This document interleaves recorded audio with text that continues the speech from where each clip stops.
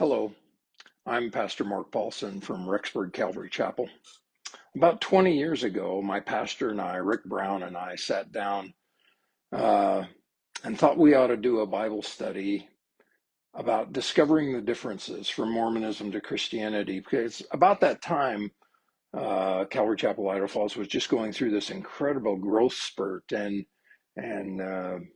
hundreds of people were coming to Christ, and many of them were coming out of the Mormon religion. And so, because I had that background, I was born and raised LDS, had come out, discovered many differences myself. I created this initial study, which had helped hundreds in their journey to find Christ and to come into Christianity. And that study is still available on our website, calvarychapelrexburg.org.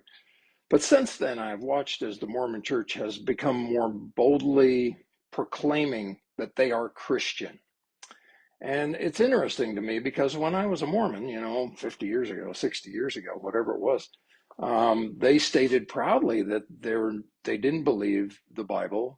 They didn't believe the New Testament Christian kind of thing. They didn't believe in the Jesus of the Bible or the Trinity or any of these things that are Christian down to the core. So because that line is blurring now, I think it's necessary to revisit some of these issues.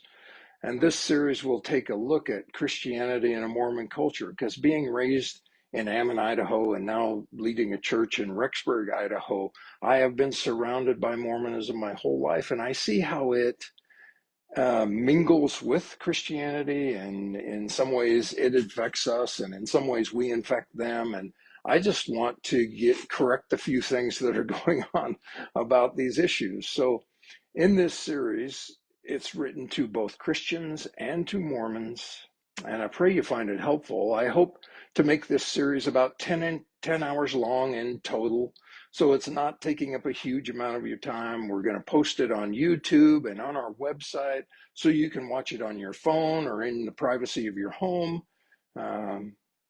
You might find parts of it frustrating because I state some hard truths, and at times it's unyielding, but I encourage you to pray through those issues and ask God to open your eyes to what you might not see or what you might not understand, because truth is always narrow and truth is always unyielding. And then at the end, either accept it or reject it. That's always your choice with God's word. So if you can't invest 10 hours in your eternal future, well, then your eternal future isn't worth very much, is it?